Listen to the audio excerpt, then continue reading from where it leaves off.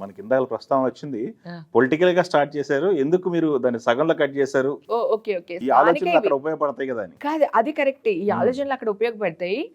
అదే మళ్ళీ again elections కి కానీ పొలిటికల్ గా ఉంటే మళ్ళీ ఇదంతా ఉండదు కదా, ఈ హ్యాపీనెస్ ఇదంతా ఉండదు. మళ్ళీ అదొక బాధ్యత, అదేలేండి, అవును, బాధ్యత, ఒక బాధ్యత, ఒక పౌరురాలుగా ఒక బాధ్యత.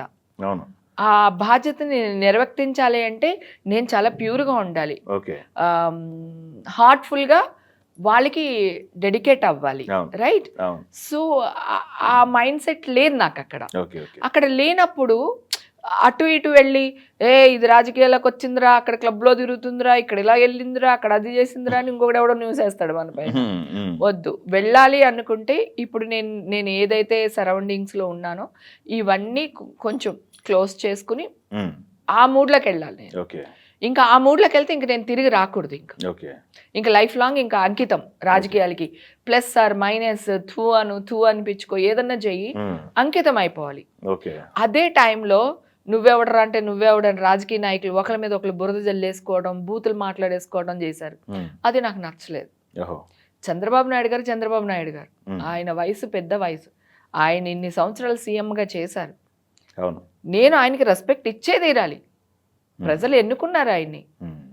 నువ్వెంత అని సింగిల్ అలా మర్యాద ఇవ్వకుండా అలా యూజ్ చేయకూడదు. ఇప్పటికి కూడా ఛానల్స్ వాళ్ళ మీద, న్యూస్ ఛానల్ వాళ్ళ మీద కూడా కోపం వస్తుంది నాకు.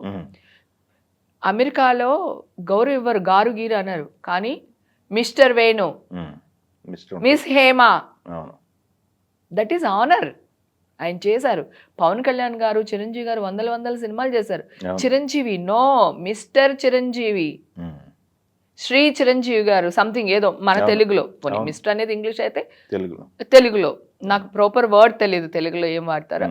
ఆ మిస్టర్, మిస్సెస్, మిస్, ఇప్పుడు మిస్సెస్ అంటే ఊరుకోవట్లేదు జనాలు, మిస్. ఎందుకంటే మరి జెంట్స్కి లేదు కదా, పెళ్ళైనోడు పెళ్ళవనోడు భేదాలు లేనప్పుడు మాకెందుకు అనేది ఒక ఇది. సో నాకు అది కూడా నచ్చదు. అలా అప్పుడు ఇంకా మీకు తెలుసు, ఇంకా వాళ్ళ పేర్లు మనం ఎత్తడం ఎందుకు, ఈ గ్యాంగ్ వాళ్ళని బూతులు తిట్టడం, వాళ్ళు వీళ్ళని పుట్టడం, చెప్పులు దిగిపోతే కొట్టేస్తాను, నరికేస్తాను, నీ పెళ్ళం ఇలాగా నా ఇలా, ఏంటది? Family is family.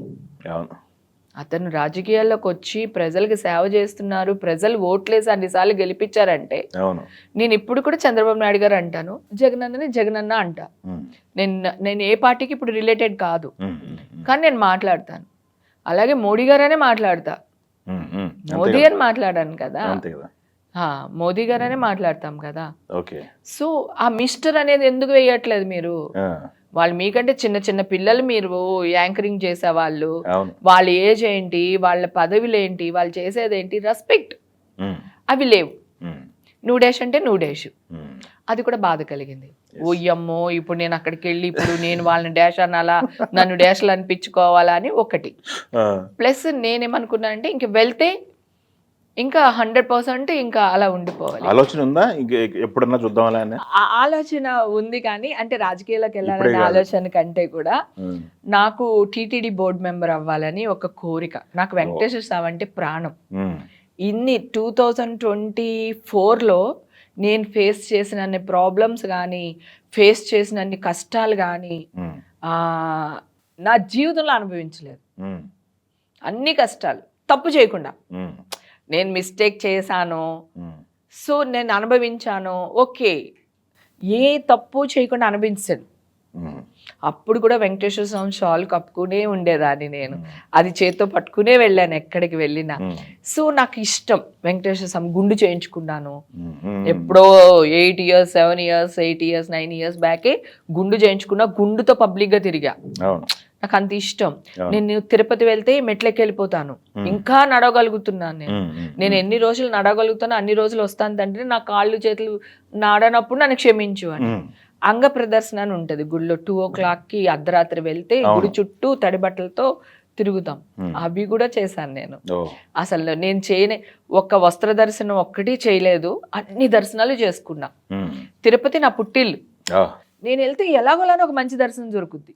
2024లో ఎక్కువ ఫేస్ చేశారు. అచ్చ బాబోయ్, నా లైఫ్ లో ఫేస్ చేయలేదు అసలు. ఎలా బయటకు వచ్చారు? మెంటల్ స్ట్రెస్, మెంటల్ బ్యాలెన్స్ భయంకరంగా ఒక్కొక్కడిని చంపేద్దాం లేదా చచ్చిపోదాం అనే ఉండింది. ఎవరిని అమ్మ నా డాష్లన్నీ తిట్టుకుని ఉంటాను ప్రతి. అంటే ఇప్పుడు నేను తప్పు చేసేసాను అనుకోండి, నేను అది మీరు వేసిన ప్రాబ్లం లేదు, కోర్టులో కేసు ఉంది కనుక నేను ఎక్కువ మాట్లాడలేను, కానీ స్టే ఇచ్చారు కోర్టు. ఓకేనా, స్టే ఇచ్చిందేమో స్టే ఇచ్చారు అని వేశారు. హేమ దొరికిపోయింది అని చెప్పేసి మాత్రం ముందు ఏ అంటున్నా, నేను నైల్ పాలిష్ బ్లాక్ పెట్టుకోవడం నా అదృష్టమైంది అప్పుడు తెలుసా. అది నన్ను ఇప్పుడు కూడా ఎవిడెన్సెస్ గా కాపాడుతుంది. అది చెప్పిన వాళ్ళు ఎవరు? నా ఫ్రెండ్స్. వస్తే అది వైట్ నైల్ పాలిష్ పెట్టుకుంది ఆ అమ్మాయి ఎవరు, నువ్వు బ్లాక్ పెట్టుకున్నావు, ఇది జెల్ పాలిష్, మీరు రాత్రికి దీన్ని తీయలేరు, దీన్ని తీయాలంటే మళ్ళీ బ్యూటీ పార్లర్కి వెళ్ళాలి. అది కాపాడింది. నేను వేసుకున్న dress black, only white shirt ఇట్లా వేసుకున్నాను కానీ నేను వేసుకున్నది బ్లాక్. నేను వెళ్ళిన మాట వాస్తవం 18th, అలాగే నేను వచ్చేసిన మాట కూడా వాస్తవమే కదా. నా ఇంట్లో బిర్యానీ వీడియో పెడితే నా కిచెన్ లో అదే నైల్ పాలిష్ అప్పటికప్పుడు పొద్దున్న 6 గంటలకి ఎవడేసేస్తాడు నాకు వచ్చి నైల్ పాలిష్. నేను పైగా అది ఎప్పుడుదో పాతది, ఇప్పుడు పోస్ట్ చేసిందని వేశారు. అప్పుడు ఎప్పుడో ఈ ఇష్యూ జరుగుద్ది, నేను నైల్ పాలిష్ నల్లదేసుకుని కుక్ చేయాలని అప్పుడు ఎప్పుడో అనుకున్నాను అనుకుంటా, దాన్ని టెలికాస్ట్ చేశాను. ఎంత అన్యాయం అండి, సిగ్గు ఉండాలి కదా మనుషులకి. మీడియా నన్ను వాడుకుంటుందని ఒక 5-6 సంవత్సరాల క్రితం నాకు తెలిసిపోయింది. రాజేంద్ర ప్రసాద్ గారు ప్రెసిడెంట్ గా పోటీ చేయడానికి మా ఎలక్షన్స్ అప్పుడు ఆ ధర్నా ఎందుకు చేశాను, నన్ను ఒక ఏమంటారు సెన్సర్డ్ వర్డ్ వాడారు వాళ్ళ ఇంటర్వ్యూలో అని నేను రాజేంద్ర ప్రసాద్ గారు న్యాయం అడగడానికి వెళ్ళా. నీ పక్క అతను ఇట్లా అన్నారు కదా, మీరు నా ప్రెసిడెంట్ అయితే మీరు ఖండించాలి కదా, అతనంటే మీరు ఎలా ఊరుకున్నారు? అప్పుడు దాసనారాయణ గారు బతుకున్నారు, ఆయనే ఫోన్ చేశారు నాకు, ఒరే ఇలా అయ్యింది, వాళ్ళు ఇంకా అలా ఆన్లైన్ లోనే ఉన్నారు, ఆ తుప్పట్టిన బాణం లాగా మురళీమోహన్ నిన్ను యూజ్ చేస్తున్నారా అని మాట్లాడారా, ఆ తుప్పట్టిన అనే వర్డ్ సెన్సారు అలా వాడకూడదు అంటే, నేను వాళ్ళకి ఫోన్ చేస్తే మీరు రండి మేడం కూర్చోబెడదామో అది ఇది అన్నారు. సరే నేను వెళ్ళిపోయాను వేరే లెవెల్లో. వెళ్ళిన తర్వాత రాజేంద్ర ప్రసాద్ గారు ఇంటర్వ్యూ అయిపోయి వెళ్ళిపోతున్నారు కార్లో. వెళ్ళిపోతుంటే నేను ఆపాను, సార్ అలా కాదండి మాట్లాడదాం రండి అని చెప్పేసి అడిగా. ఆయన ఇంకా ఏదో టెన్షన్ పడిపోయి ఉంటారు, ఏటీ పిల్ల అలా వచ్చేసింది కారు ఆపేసింది అనుకున్నారు, ఏం జరిగిందో మనకి తెలియదు ఆయన విషయం. ఆయన వెళ్ళిపోయారు. న్యూస్ ఎలా వచ్చింది తెలుసా, హేమ దారుణంగా రాజేంద్ర ప్రసాద్ గారు కారు ఆపేసింది, ఏంటిది ఇలాగా. నేను న్యాయం కోసం ఆపాను, మీడియా వాళ్ళు వేసింది వేరే న్యూస్. ఓకే, అప్పుడుకి కొంత అర్థమైపోయింది, ఓహో నో వే, అమ్మో మనల్ని వాడుతున్నారు, వద్దు దూరంగా ఉందాం. కొంత దూరం అయిపోయాను. మళ్ళీ ఎలక్షన్స్ వచ్చినాయి, అప్పుడు నేను ఇండిపెండెంట్గా పోటీ చేసి గెలిచేసాను. ఓకే, హైయెస్ట్ మెజారిటీతో గెలిచేసాను. తర్వాత ప్రకాష్ రాజ్ గారు వచ్చారు, వాళ్ళ ప్యానెల్ రమ్మన్నారు, వద్దు సార్ ఇండిపెండెంట్గా వెళ్తానన్నా, లేదురా నా విజన్ ఇది, నేను ఇలా చేయాలనుకుంటున్నాను అన్నారు. ప్రకాష్ రాజ్ చేస్తాడు, మొండోడు, చేస్తాను అంటే చేసి తీరుతాడు.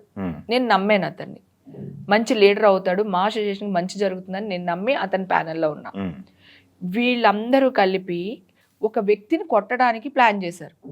నరేష్ గారు, శివబాలాజీ, వీళ్ళందరూ. ఇంకా క్లిప్పింగ్స్ ఉంటాయి, ఫొటోస్ కూడా ఉంటాయి. నేను గబగబా పరిగెత్తుకుని అతన్ని కాపాడడానికి వెళ్తున్నా. శివబాలాజీ ఇట్లా చేసిన ఆపేశాడు, ఇక్కడ ఇట్లా చేయి తీయని లాగుతున్నా, కాలండి ఫోటోలు చూడండి, వీడియో చూడండి, తీయి అంటున్నాను, అతను తీయట్లేదు. ఎదుర్కొంటా ఆ ఫోటోల్లోనే అతన్ని ఇలా పట్టుకుంటున్నారు. ఎవరు, నరేష్ వాళ్ళ గన్మ్యాన్ వాళ్ళ అసిస్టెంట్ ఎవరో ఉంటాడు కదా, అతను ఇట్లా పట్టుకుని అతన్ని లాగుతున్నాడు, అతను పరిగెడుతున్నాడు, ఆ ఫోటోలో మొత్తం ఉంటది. అప్పుడు అతన్ని కాపాడే హడావుల్లో ఇతను చేయి తీయట్లేదు, అందుకని కరుద్దామని, అదే మీడియాలు చేసే ప్రాబ్లమ్స్ అవే చెప్తున్నా. నేను కరుద్దామని ఇట్లా ఇట్లా వెళ్ళేసరికి కింద నుంచి వెళ్ళిపోవచ్చు కదా అని ఒక థాట్ వచ్చింది నాకు. కింద నుంచి దూరం వెళ్ళిపోయాను. వెళ్ళిపోయిన తర్వాత శివబాలాజీ ఇక్కడ హేమ కరిసేసిందని చూపిస్తున్నాడు, ఫోల్డ్ చేసింది. ఒక్క నిమిషం నాన్న, నేను ఇలా ఫోల్డ్ చేశాడు, నేను ఎక్కడ కలుస్తాను, ఇక్కడ ఎలా కలుస్తాను, ఇక్కడ కదా కలుస్తాను, రైట్. ఇప్పుడు కూడా వీడియోలు ఉన్నాయి, ఫొటోస్ ఉన్నాయి, చూసుకోండి. ఇక్కడ రావాల్సిన కరిచింది. ఇక్కడికి ఎలా జర్నీ వచ్చేసింది నాకు తెలియదు. ఇలా ట్రాన్స్ఫర్ అవుతుందా, ఇలా చూపించాడు. ఇలా చేయి పెడితే ఇక్కడ కరిస్తే ఇక్కడ ఎలా వచ్చింది? నేను ఇలా పట్టుకున్నాను కదా, ఇది నా గోరు మార్క్ అతనికి. నేను అసలు అతను కరవలేదు. మీడియా వాళ్ళు శోభాలేదని కరిసేసింది. అక్కడ పాపం ఇద్దరు సీనియర్ జర్నలిస్టులు ఉన్నారు, వాళ్ళు ఫోటోలు తీశారు, లేకపోతే అది కూడా అలాగే అయ్యేది. సో ఒక న్యూస్ని నిజాలు వేయాల్సిన బాధ్యత మీడియా వాళ్ళది. ఇది అబద్ధమే కదా, ఇలా పట్టుకున్నాను. ఇక్కడ ఎలా వచ్చింది శోభాలేజ్ అని ఒక్కడు అడిగాడా? నేను చెప్పాను, నేను మీడియాకి వెళ్తున్నాను సార్, వాళ్ళు మాట్లాడుతున్నారు సార్ నరేష్ వాళ్ళు అంటే, పాపం ప్రకాష్ రాజ్ గారు వద్దులేమ్మా గొడవలు వద్దులేమ్మా మనం ఏదో చేద్దాం గెలుస్తాం అమ్మగా అలా ఉండిపోయాడు. ఆయన వల్ల నేను అన్యాయం అయిపోయాను అక్కడ. లేకపోతే ఇమ్మీడియట్ గా నేను ఇక్కడ కరిస్తే ఇక్కడికి మరక ఎలా వచ్చిందిరా అని నేను అడిగేసేదాన్ని కదా.